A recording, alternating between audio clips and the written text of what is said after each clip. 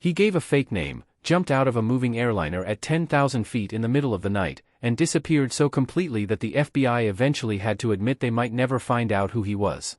This is the only unsolved commercial aircraft hijacking in United States history. More than 50 years later, the case is officially closed, without an answer.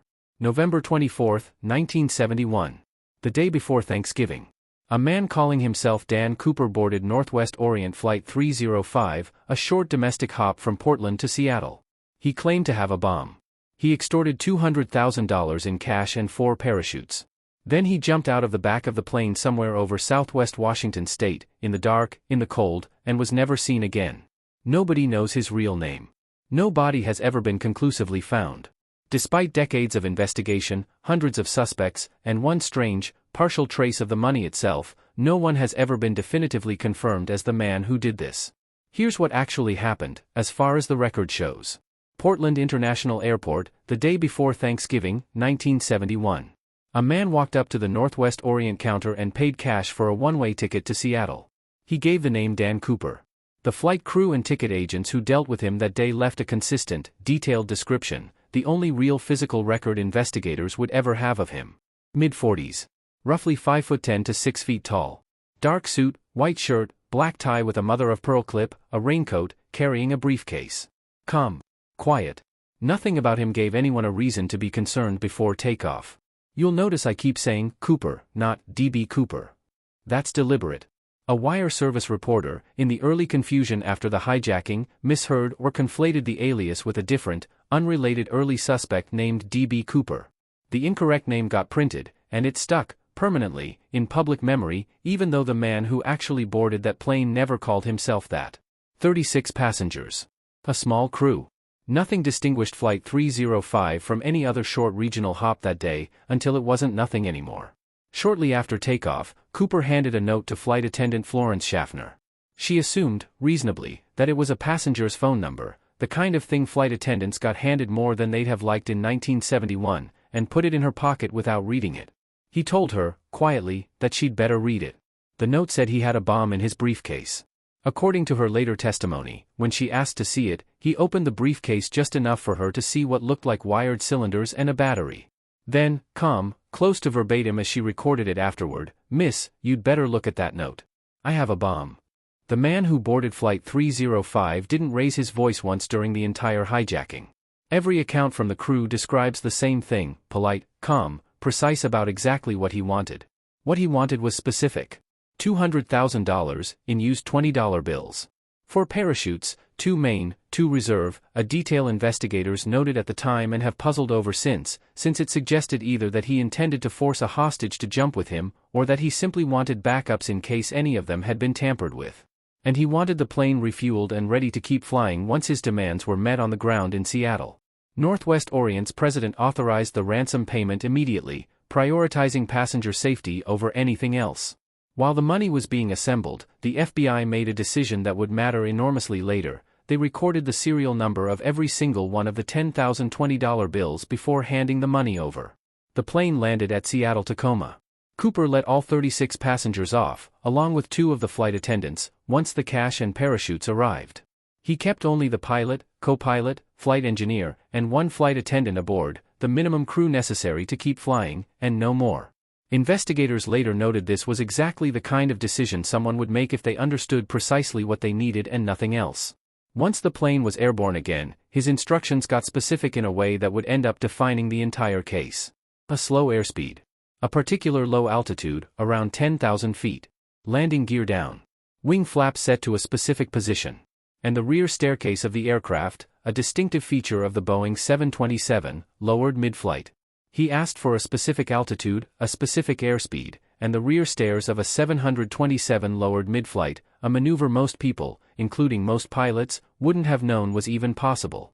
Cabin lights dimmed, on his instruction. The rear stairway opened to the freezing night air, somewhere over southwest Washington, the plane holding the exact course and altitude he'd specified, heading toward Reno. Somewhere between Seattle and Reno, over the stretch of southwest Washington near the Lewis River, the flight crew felt a change in cabin pressure and a slight movement of the aircraft, consistent with someone exiting through the open rear stairway. Cooper never spoke to the crew again. The conditions that night were genuinely brutal. Cold, rainy, temperatures near freezing, a jump into total darkness over heavily forested, mountainous terrain.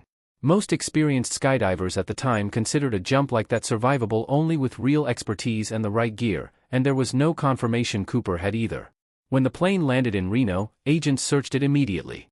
They found his discarded tie and tie clip, a small, oddly personal detail, and one that would end up being the single most important piece of physical evidence in the entire case, since it would eventually yield a DNA sample.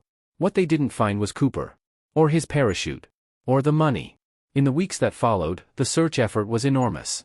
Ground teams, air searches, military personnel combing the presumed drop zone across difficult, densely forested terrain. Nothing turned up. No parachute. No remains. No money. Over the following decades, hundreds of suspects were investigated. Several people confessed at various points, some of whom drew significant media attention for a time. Every single one was eventually ruled out, through physical evidence, through alibi, and later, through DNA comparison against that recovered tie. For almost a decade, there was nothing. No body, no parachute, no money.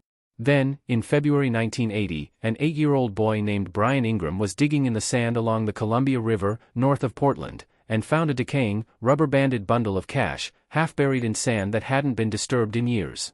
Serial numbers confirmed it, a portion of the actual ransom, just over $5,800 of the original $200,000.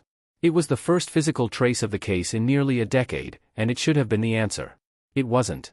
What it proved was that Cooper's presumed drop zone was at least roughly correct, and that some of the ransom money genuinely ended up in the Columbia River system. What it didn't prove is how it got there. Competing analyses over the years have suggested the bundle could have been buried deliberately, washed downstream from somewhere else entirely, or simply lost during the jump itself. Researchers have used the same piece of evidence to argue completely opposite conclusions. Some say it suggests Cooper died on landing or shortly after, the money separating from him or his gear over time. Others argue the physical condition and location of the bundle is actually inconsistent with a body ever having been in that spot at all, and points instead to deliberate burial or some other method of disposal entirely. Every other bill from that ransom, tracked by serial number since the moment it was handed over, has simply never turned up. Not spent. Not deposited. Not found. The theories about what happened to Cooper himself break down into 3 honest possibilities, and none of them has ever closed the case.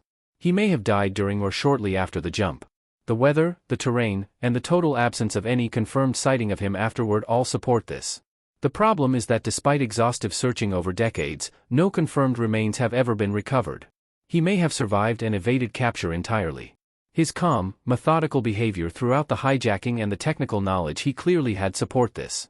The problem is the sheer difficulty of surviving a night jump into that terrain, in that weather, with the gear he's known to have had. Or one of the many suspects investigated over the decades really was him. The FBI looked deeply into a number of individuals, some of whom drew sustained public attention for years at a time. Every one of them was eventually excluded, through DNA comparison to the tie, through inconsistent physical descriptions, or through verified alibis. Every suspect the FBI has ever tested against that tie has been ruled out. Not narrowed down. Ruled out.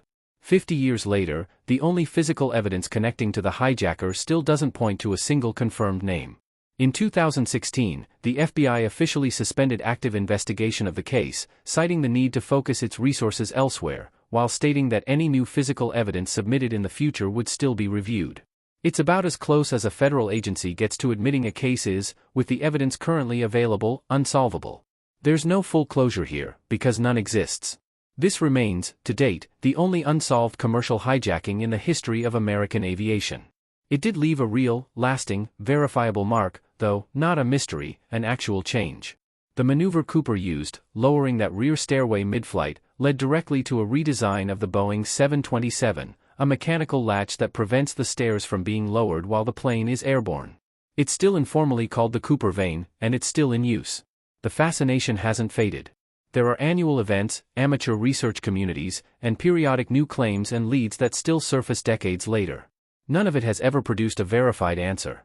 It's a real, ongoing piece of the case's legacy, not evidence of anything hidden, just proof of how much an unanswered question can hold people's attention over half a century. Of the original $200,000, tracked bill by bill since the day it left the bank, only the portion a child found on a riverbank in 1980 has ever surfaced. The rest of it, like the man who took it, is just gone.